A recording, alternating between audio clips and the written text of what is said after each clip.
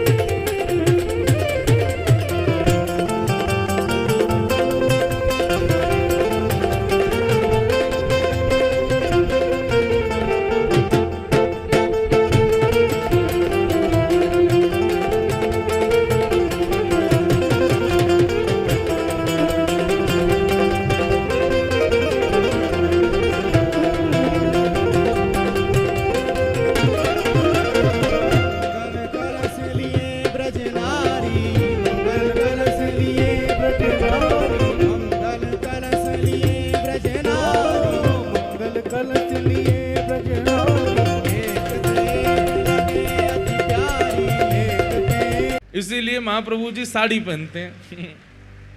महाप्रभु जगन्नाथ जी क्या पहनते हैं? साड़ी पहनते हैं। अगर उनकी पोशाक देखो तो बगलबंदी नहीं पहनते, पीताम्बरी नहीं पहनते। महाप्रभु जगन्नाथ जी वो तो इतने सारे वेश यहाँ पर हैं, लेकिन कभी आप दर्शन करो तो ऐसा खूब लंबे थान का वस्त्र ऐसे डाल करके ठाकुर जी बैठते हैं जैसे कुछ साड़ी पहन के आए हों। महाप्रभु जी तो ऊपर विराजमान है, और किशोरी जी तो हमारी सब जगह अंतर्मुखी ही हैं, सब जगह प्रकट रूप में दिख नहीं रही हैं हमारी किशोरी जी। वृंदावन में भी श्री बिहारी जी के बगल में गादी रूप में किशोरी जी हैं, राधा वल्लभ जी के बगल में गादी रूप में किशोरी जी हैं, श्री राधा रमण जी के बगल में मंजरी नाम रूप में किशोरी जी हैं। किशोरी जी का प्रकट दर्शन प्राचीनतम किसी भी मंदिर देवालय में आपको विशेष रूप से प्राप्त नहीं है। सब जगह किशोरी जी अंतर्मुखी हैं, घूंघट करके बैठी हैं। यहां किशोरी जी कहां है? तो जगन्नाथ महाप्रभु के मुख के नीचे का जो भाग है बिल्कुल गौर वर्ण है, वही श्री किशोरी जी हैं, वही श्री राधा रानी। सब लोग इधर देखो, हमारे ब्रज में तो किशोरी जी ने गिरिराज जी उठाए हैं, यहां तो जगन्नाथ जी किशोरी जी ने उठा रखे हैं।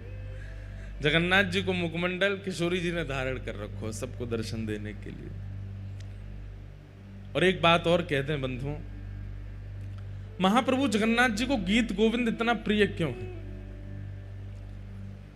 इतना प्रिय गीत गोविंद है महाप्रभु जी को कि उस समय गीत गोविंद के बड़े नियम हैं, बहुत ध्यान से सुनिए सब लोग। जो भी कोई गीत गोविंद का एक सर्ग का भी पाठ करते हैं उनको बहुत ध्यान धरना चाहिए कि आप किस स्थान पर बैठ करके गीत गोविंद बोल रहे हैं, क्योंकि श्री नाभाजी महाराज भक्तमाल जी में कहते हैं, ता सुनवे राधा रमण अवश्य पधारे। गीत गोविंद सुनने के लिए ठाकुर जी अवश्य आते हैं, और महाप्रभु जगन्नाथ जी की तो प्रसिद्धि है कि गीत गोविंद कहीं गाया जाता है किसी भी रूप में सही, महाप्रभु जी वहां आ जाते हैं। तो व्यक्ति को विचार करना चाहिए कि वह गीत गोविंद का पाठ स्थान, समय, परिस्थिति सब देख करके कहे कि अगर मैं यहां गीत गोविंद का पाठ करूंगा तो कहीं जगन्नाथ जी को आने में कष्ट तो नहीं होगा। अब आप गाड़ी चला रहे हैं और गाड़ी चल रही है आपकी 100 की स्पीड पे और आप गीत गोविंद गा रहे हो, तो गीत गोविंद गा तो आप रहे हो, लेकिन 100 की रफ्तार में जब गाड़ी चला रहे हो ठाकुर जी को कितनी तेज भाग करके आना पड़ेगा आपके पास, वो श्रमित ना हो जाए। उनको कष्ट नहीं होगा, लेकिन हमको विचार करना चाहिए। आप किसी ऐसे स्थान पर बैठे हैं जहां पवित्री नहीं है, शुद्धता नहीं है, बिल्कुल गंदगी पड़ी हुई है और आपके गीत गोविंद चल रहे हैं, तो महाप्रभु जी को वहां आना पड़ेगा, उसका विचार कीजिए। कभी भी गीत गोविंद कर सकते हैं, लेकिन थोड़ा प्रयास करके आसपास देख लीजिए कि महाप्रभु जगन्नाथ जी अगर आएंगे तो उनको कोई कष्ट तो नहीं होगा, तभी गीत गोविंद गाइए। अगर आप गा देते हैं तो उसमें पाप कोई नहीं है, लेकिन एक प्रेमी का स्वभाव होता है कि वो अपने प्रियतम को कष्ट नहीं देना चाहता, महाप्रभु जगन्नाथ जी को कहीं कष्ट ना हो जाए। इसलिए चलते फिरते उठते बैठते खाते पीते हंसते सोते जागते समय करने में कोई अपराध नहीं, पर करना नहीं चाहिए, क्योंकि महाप्रभु जी को फिर श्रमित होना पड़ता है। इसलिए हमने नियम बताया कि गीत गोविंद जब भी करो पास में एक आसन लगाओ, शुद्ध आसन जिस पर कोई विराजा ना हो, उस शुद्ध आसन पर सुंदर इत्र लगाओ, इत्र लगा करके महाप्रभु जगन्नाथ जी का आवाहन करो, उसके बाद गाओ। देख लीजिए गाड़ी खड़ी हो, सुंदर छाया हो, बहुत टीक दोपहरी पड़ रही हो, चिलचिलाती धूप निकल रही हो, महाराज पैर बाहर धरे नहीं जा रहे हैं, खुद तो 16 टेम्परेचर पे एसी चला के बैठे हो, और उस समय गीत गोविंद गाने लगे, महाप्रभु जी को दौड़ के आना पड़ेगा। उनको धूप में वो विचार नहीं करेंगे कि धूप है, ताप है, आंधी तूफान बारिश क्या है, वो तो आ ही जाएंगे। इसलिए इन सब भावों का विचार करते हुए ही गीत गोविंद का पाठ करना चाहिए। महाप्रभु जी को गीत गोविंद क्यों प्रिय है? क्योंकि संपूर्ण गीत गोविंद महाकाव्य में जयदेव महाप्रभु ने किशोरी जी के चित्त में जो प्रेम है ठाकुर जी के लिए वही गाया है। किशोरी जी के चित्त में जो प्रेम है, किशोरी जी जिस लीला का चिंतन करती रहती हैं सदैव। अब गीत गोविंद का जो हम लोग एक सर्ग गाते हैं, उस सर्ग में एक पंक्ति आती है, कालिया विषधारा गर्जन जनरंजन जनरंजन।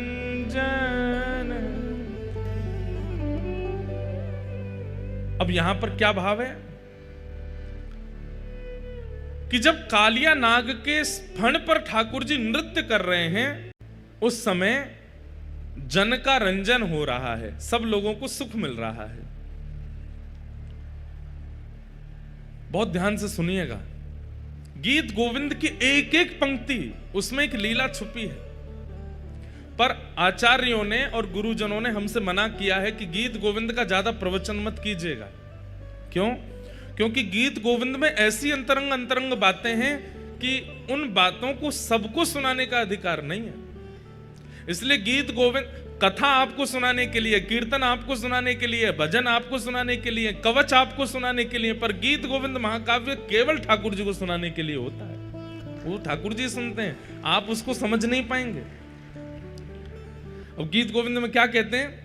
बोले जब कालिया नाग के ऊपर ठाकुर जी ने नृत्य किया, उस समय जन का रंजन हुआ। अब इसका सीधा अर्थ तो यह है कि ब्रजवासी यमुना जल पान नहीं कर पा रहे थे, गैया जमुना जल पी नहीं पा रही थी, इसलिए ठाकुर जी ने कालिया नाग को भगा करके समस्त ब्रजवासी जनों का रंजन किया, आनंद किया। लेकिन इसके पीछे गुप्त कथा क्या है? गुप्त कथा यह है कि ठाकुर जी जब वंशी बजाते हैं और ठाकुर जी जब गान करते हैं, तब किशोरी जी नृत्य करते हैं। ठाकुर जी बहुत निपुण हैं नृत्य में, ऐसा अद्भुत नृत्य ठाकुर जी करते हैं कि ठाकुर जी के नृत्य को देख करके सब सहचरियां सखियां जो देख लेता है वो देखता ही रह जाता है ठाकुर जी को, ऐसा नृत्य ठाकुर जी करते हैं। लेकिन जैसे ही किशोरी जी नृत्य करना प्रारंभ करती हैं तो ठाकुर जी अपना नृत्य भूल जाते हैं, किशोरी जी को देखते हैं। तब ठाकुर जी ने किशोरी जी के चरणों में प्रणाम करके कहा कि हे श्यामाजू, मुंह पे नेक कृपा करो। बोले कहा कृपा करें? बोले इतना बढ़िया आप नृत्य करो, जे नृत्य मुंह को सिखाए दो। किशोरी जी से कही कि मुंह को नृत्य सिखाए दो। श्यामा प्यारी श्याम को नृत्य सिखावे, श्यामा प्यारी श्याम को नृत्य सिखा। किशोरी जी ठाकुर जी को नृत्य सिखाती। गुरु और सिखाने वाले का एक स्वभाव होता है कि वो शिक्षा देने के बाद अपने शिष्य से कहता है कि अब जो मैंने सिखाया वो हमको दिखाओ। हमको बताओ, परीक्षा दो। तो ठाकुर जी ने नृत्य तो सीख लिया, लेकिन नृत्य सीखने के बाद में किशोरी जी से बोले, हे श्यामाजू ऐसे नहीं दिखाऊंगा। बोले तो? बोले काउदना बढ़िया वारो मंच मिलेगा वहां नाच के दिखाऊंगा आपको। तो किशोरी जी रोज प्रतीक्षा कर रही हैं कि कब मंच मिलेगो, कब मंच मिलेगो। जैसे ही ठाकुर जी ने कालिया नाग को यमुना जी से बाहर निकाला, यमुना जी से बाहर निकालते ही ठाकुर जी ने जैसे ही अपने चरण धरे हैं, चरण धरते ही ठाकुर जी के मन में भाव आयो, या तो बढ़िया मंच नहीं मिलेगा, बढ़िया गुदगुदो सो मंच है, जहां चरण धरो वही मुख नीचे है जाए। अपने 1000 फन खोल लिए कालिया नाग ने। ठाकुर जी बोले, या तो बढ़िया मंच नहीं मिलेगा, वर्सेटाइल मंच है, बिल्कुल गुदगुदो है। तो बाकी ब्रजवासी तो व्याकुल हो रहे थे। यशोदा मैया ने जब देखी नाग के ऊपर लाला चढ़ गयो, तो मैया तो मूर्छित है के गिर गई वहीं पे। अरे मधुमंगल सीता मैया उतार के लाओ, जिस सांप के ऊपर चढ़ गो है। ब्रजवासी तो व्याकुल हो रहे थे। तो फिर जयदेव महाप्रभु ने ये क्यों कहा कि जन रंजन है, ये सबको सुख मिल रहा है,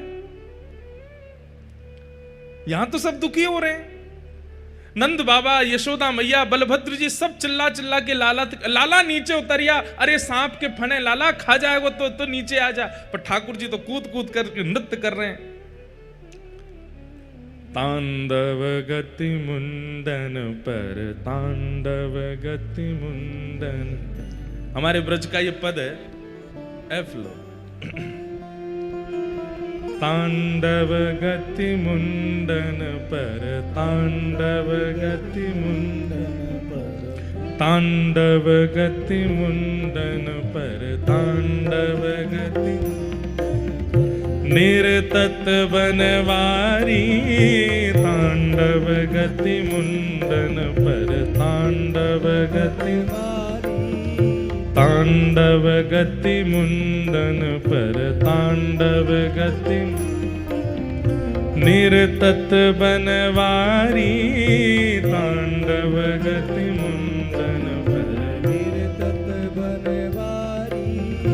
पम पम पम पगन धरत पम पम पम पगन धरत पम फम फम फननि ऊपर पम फम फम बिम बिम बिम बिनति करत बिम बिम बिम बिनति नाग बधू तारी तांडव गति मुंडन पर तांडव गति मुंडन निरतत बनवारी तांडव गति मुंडन निरतत बनवारी। शम शम शनकादिक शम शम शम शनका शम शम शम शनकादिक शम शम शम नम नम नम नारद मुनि नम नम नम नारद मम मम मम महादेव मम मम मम महादेव बम बम बलिहारी तांडव गति मुंडन पर तांडव गति मुंडन निरतत बनवारी तांडव गति मुंडन पर तांडव बनवारी। विविध विविध विद्याधर विविध विविध विद्याधर दम दम दम देव सकल दम दम दम देव सकल गम गम गम गुणी माधव गम गम गम गम गम गम गुणी गंधर्व गम गम नाचत दे तारी तांडव गति मुंडन पर तांडव गति मुंडन निरतत बनवारी तांडव गति मुंडन पर ठाकुर जी नृत्य कर रहे हैं तांडव। और महाराज ऐसा नृत्य ठाकुर जी ने किया, इससे बढ़िया गुरु के द्वारा सिखाई गई शिक्षा और कौन बता सकता है। गुरु ने कोई शिक्षा प्रदान की और आपने उस शिक्षा का प्रदर्शन करके गुरु को प्रसन्न कर दिया तो कोई बड़ी बात नहीं, लेकिन गुरु के द्वारा शिक्षा प्रदान की गई उस शिक्षा से आपने गुरु के सहित पूरे ब्रह्मांड को प्रसन्न कर दिया, ये गुरु के लिए सबसे प्रसन्नता है। ठाकुर जी बोले, हे श्यामाजू अकेले बिलाज के आपको खुश नहीं करूंगा, तो बोले तीनों लोग वाहवाही करेंगे और सब खोजन लगेंगे कि भैया इतना सुंदर नृत्य सिखावे वाले आपके गुरु जी कौन है, ऐसा नृत्य करूंगा मैं तो। आहा बिम बिम बिम बिनती करत बिम बिम बिम बिनती चम चम चम चरण ऊपर चम चम चम नम नम नम नृत्य करत नम नम नम नटवर गिरधारी तांडव गति मुंडन पर तांडव गति। यहाँ जगन्नाथपुरी में भी एक दिन कालिया नाग मर्दन लीला होती है और उस दिन महाप्रभु जगन्नाथ जी के नीचे भी शेष नाग बनाया जाता है और महाप्रभु जगन्नाथ उसके ऊपर नृत्य करते हैं, यहाँ पर भी वो लीला होती है। सूरदास प्रभु की वाणी, सूरदास प्रभु की वाणी। आप लोग केवल सुनने आते हैं, बैठ के बढ़िया आराम फरमाते हैं, कुछ करते नहीं है। अरे भैया गाओ हमारे साथ में, सूर ताली मत बजाओ, नहीं बजा पाओगे, केवल गाओ। सूरदास प्रभु की वाणी, सूरदास प्रभु की वाणी, सूरदास प्रभु की वाणी, सूरदास प्रभु की वाणी, सूरदास प्रभु की वाणी, सूरदास प्रभु की वाणी। किम किम किन्हु न जानी, किम किम चम चम चम चरण परत चम चम चम चरण परत निर्भय कियो काली तांडव गति मुंडन पर तांडव गति निरतत बनवारी तांडव गति मुंडन पर तांडव गति मुंडन निरतत गिरधारी तांडव गति मुंडन पर तांडव। बम बम बम बलि जी जात बम बम बम बलि बम बम बम बलि जात बम रम रम रम राधा प्यारी रम रम रम राधा प्यारी रम रम रम राधा प्यारी रम रम राधा प्यारी मम मम मम मधुर स्वर मम मम मम मधुर स्वर मम मम मम मधुर स्वर मम मम मधुर स्वर गावत पिय प्यारी तांडव गति मुंडन पर तांडव गति मुंडन निरतत बनवारी तांडव गति मुंडन पर तांडव गति तांडव गति मुंडन पर तांडव गति मुंडन निरतत गिरधारी तांडव गति तांडव गति मुंडन पर। बोलो कालिया मर्दन भगवान की।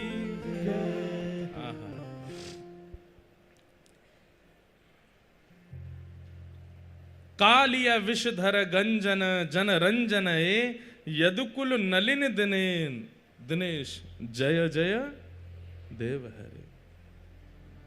तो ठाकुर जी कालिया नाग के ऊपर नृत्य कर रहे हैं, उस समय किसका जनरंजन हो रहा है? किशोरी जी का रंजन हो रहा है। और किशोरी जी पीछे खड़ी खड़ी मंद मंद मुस्कुरा रही हैं। आहा, ठाकुर जी ज्यों ज्यों चरण धरते हैं ब्रजवासियों के तो प्राण हलक में आ जाते हैं, ऐसी बड़ी जीव निकार है कालिया नाग। लेकिन किशोरी जी तो ताल दे रही हैं, जैसे कोई गुरु दूर खड़े होकर के ताल देता है, ऐसे किशोरी जी ताल दे रही हैं और ठाकुर जी नृत्य कर रहे हैं। भगवान की इन अंतरंग लीलाओं को, इन रसमयी लीलाओं को प्रकट किया है श्री जयदेव महाप्रभु ने गीत गोविंद महाकाव्य में।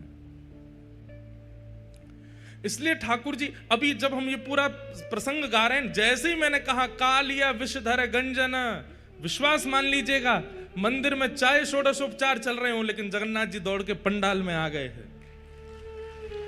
तुरंत ठाकुर जी आ जाते हैं, अरे कोई गीत गोविंद सुना रहे है। इसीलिए हमने विस्तार से पूरा पद गा दिया कि महाप्रभु जी इतनी दूर से आए तो थोड़ी देर सुन के तो जाएं। और जब आप लोग तो बैठे चुपचाप हमको देख रहे थे, पर हमको लग रहा था सामने कालियानाग प्रकट हो गया और महाप्रभु जगन्नाथ जी उस पर नृत्य कर रहे हैं, भाव से नाच रहे हैं। वैसे तो हमारे वृंदावन चंद लाला बड़े छोटे और हल्के होंगे, कालियानाग पे इतना जोर नहीं पड़ा होगा, लेकिन अगर जगन्नाथ महाप्रभु कालियानाग के ऊपर चढ़ गए होते, नृत्य वित्य तो खत्म, वो मैं ही मर जाता हूं। ऐसे भारी भरकम दाल भात खा खा के ऐसे तगड़े है गए ठाकुर जी। इसलिए ठाकुर जी को गीत गोविंद बहुत प्रिय है। ये महाकाव्य ठाकुर जी को अति प्रिय है।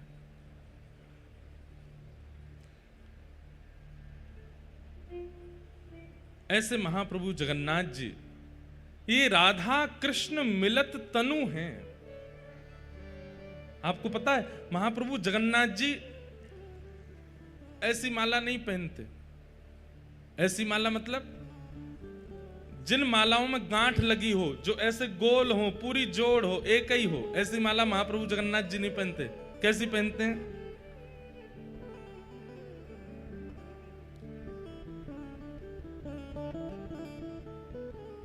ऐसी माला पहनते हैं जो खुली हुई हो, जिनमें गांठ ना लगती हो। उसके पीछे 2-3 कारण हैं। पहला कारण, महाप्रभु जगन्नाथ जी कहते हैं भैया मैं कोई के बंधन में ना हूं, मुंह बांधो मत, मैं कोई के बंधन में ना हूं। इसलिए ठाकुर जी गांठ की माला नहीं पहनते, खुली माला पहनते हैं। और इसका सबसे उचित और सबसे विशेष कारण महाप्रभु जगन्नाथ जी कहते हैं, बोले भैया मेरे भक्त मोकू पुकारें, मेरे भक्त मोकू बुलावें, और कहीं गीत गोविंद को पाठ चल रहे होगो और कहीं मैंने गांठ की माला पहनी और मुंह दौड़वे में कहीं ये इरज गई, कहीं रुक गई, कहीं मुंह को रोक लियो तो मुंह को पहुंचे हुए में विलंब हो जाएगा। ऐसी माला पहनाओ कि तुरंत ने एक झटका में ही उतर जाए और मैं दौड़ के जाऊं अपने भक्ति की रक्षा को। इसलिए ठाकुर जी ऐसी पहनते हैं। झटका में ही उतर जाए और मैं दौड़ के जाऊं अपने भक्ति की रक्षा को। इसलिए ठाकुर जी ऐसी पहनते हैं। चैतन्य महाप्रभु, आप लोग सब जाते हैं मंदिर दर्शन करने के लिए, तो गरुण स्तंभ जहां पर श्री गरुण जी विराजमान हैं, उनके पीछे देखेंगे बड़ी भीड़ लगती है, वहीं से लोग घूम घूम के जाते हैं दर्शन। उसकी महिमा स्कंद पुराण में है। मैंने एक दिन कहा था कि गरुण जी आचार्य हैं, आचार्य सन्निधि में आप दर्शन करोगे तो ही महाप्रभु जी आपको देखेंगे। बिना गरुण जी के अगर आप दर्शन करने के लिए गए तो आप जगन्नाथ जी को देखोगे, जगन्नाथ जी आपको नहीं दिखेंगे, आपको नहीं देखेंगे, क्योंकि जगन्नाथ जी तो आचार्यों को देखते हैं और आचार्यों की सन्निधि में जो होता है उस पर दृष्टि अपने आप पड़ जाती है। भाई इत्र किसी ने लगा रखा है, आप उसके गले लग जाओ तो थोड़ी सुगंधी आप में भी आ जाएगी ना। आचार्य जन, गुरुजन, ये सब तो इत्र लगा करके आए हैं, इनकी सुगंधी तो सबको सुगंधित करती है। पर कई बार इत्र लगाए व्यक्ति के साथ चल रहा होता है ना व्यक्ति, तो हम लोगों को भ्रम हो जाता है, पता नहीं दोनों में से किसने इत्र लगाया, हो सकता है साथ वाले ने इत्र लगाया हो। तो भक्ति की महक तो आ रही आचार्यों से, पर आचार्य की उंगली पकड़ के जब हम चलते हैं तो ठाकुर जी को भ्रांति हो जाती है कि ये महक आचार्य में तैयार रही है कि संगवारी में तैयार रही है, और इस कारण से आचार्य चरण की वजह से हम पर दृष्टि पड़ जाती है महाप्रभु जी की। गरुण जी आचार्य हैं, उनके पीछे जाकर के जब आप महाप्रभु जी को देखो, भले ही महाप्रभु जी का एक कोना दिखे, एक नेत्र ही दिखे, आप भीतर जाके सर्वांगीण जगन्नाथ जी का दर्शन कर लोगे, उसका इतना महत्व नहीं है जितना गरुण जी के पास खड़े होकर के एक छोड़ को देखने का महत्व है। एक अंग ही दिख जाए महाप्रभु जी, तो वहां गरुण स्तंभ श्री चैतन्य महाप्रभु अपने जीवन काल में 2 बार भीतर गए हैं बस। बहुत ध्यान से सुनिएगा, श्री चैतन्य महाप्रभु अपने संपूर्ण जीवन काल में 2 बार जगन्नाथ भगवान के समीप गए हैं। एक बार जब पहली बार आए थे, जब पहली बार मायापुर नदिया ग्राम से श्री जगन्नाथ श्री चैतन्य महाप्रभु यहां पधारे, तो जहां से नील चक्र दिखना प्रारंभ हुआ वहीं से ही चैतन्य महाप्रभु दोनों भुजा उठा करके दौड़ने लगे, और इतनी द्रुत गति से दौड़े कि महाराज खूब प्रयास किया लोगों ने रोकने का, लेकिन नहीं रुक पाए। सिंह द्वार से प्रवेश किया, सिड्डियां ऐसे लांग रहे थे जैसे मानो कितनी इनके बड़े बड़े चरण हों, 4-4 सिड्डियां एक साथ चढ़ रहे थे, और ऐसी द्रुत गति में परिक्रमा लगा करके दौड़ करके आए और भीतर प्रवेश किया। गरुण स्तंभ के पीछे से दौड़ते हुए एक दोहरी पार, दूसरी दोहरी पार, तीसरी दोहरी पार, चौथी दोहरी में भीतर प्रवेश करके महाप्रभु जगन्नाथ जी को अंक से लगा लिया। पुजारी लोग दौड़े, अरे अरे अरे चिल्ला रहे थे सब लोग। यहां पे जब आप लोग भीतर दर्शन करने गए एक आध दिन, भीतर मतलब गर्भगृह में तो नहीं जाना चाहिए, चाहे कोई ले भी जाए तो भी नहीं जाना चाहिए। पहले तो गर्भगृह के दर्शन होते थे, हमने किए हैं गर्भगृह में अंदर जाके, महाप्रभु जगन्नाथ जी को स्पर्श भी किया है। लेकिन हमारे पुरी शंकराचार्य भगवान की आज्ञा कि भाई गर्भगृह में जीवित शालिग्राम है, अगर कोई सामान्य अंदर प्रवेश करेगा तो श्री शालिग्राम भगवान पर चरण रखने का उसको अपराध लगेगा, इसलिए केवल सेवायतों को अधिकार है, वो जा सकते हैं, बाकी किसी को नहीं जाना चाहिए। लेकिन चैतन्य महाप्रभु सीधे दौड़ करके गए और महाप्रभु जगन्नाथ जी को अपने अंक से लगा करके वहीं मूर्छित होकर गिर पड़े। तो जब आप लोग भीतर जाते हैं तब देखा होगा यहाँ के जो सेवायत कर्मी होते हैं वो कैसे चिल्लाते हैं, ए, जोर से चिल्लाएंगे, हाथ में लिए जोर जोर से मारेंगे डंडाओं को, उनको लगेगा कि हम ही पिटने वाले हैं एक देर में। ऐसे चैतन्य महाप्रभु जब भीतर चले गए तो सब चिल्लाए, अरे अरे कौन आया कौन आया कौन आया।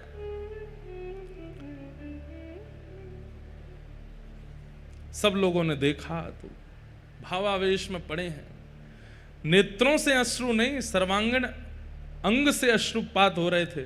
सब लोग उनको उठाने लगे, तभी वहां पर सार्वभौम भट्टाचार्य जी खड़े थे। उन्होंने कहा रुको रुको रुको, स्पर्श मत करो, देख नहीं रहे हो प्रेम के अष्ट लक्षण इनके अंग में से प्रकट हो रहे हैं, शरीर कांप रहा है, आंखों से अश्रुपात हो रहे हैं, इनकी आत्मा इनमें है पर इनका ध्यान यहां नहीं है, इनके नेत्र ऊपर की ओर चढ़ गए हैं, ये प्रेम की अवस्था में पहुंच गए, आप इनको कैसे उठा सकते हैं। तब महाप्रभु भीतर गए। उसके बाद फिर सार्वभौम भट्टाचार्य जी अपने घर ले गए, सब उनके सेवक गण आ गए। उसके बाद महाप्रभु जी ने सदा गरुण स्तंभ के पीछे से ही दर्शन किया। आज भी वहां 3 उंगली दीवार पर बनी हुई है महाप्रभु जी की।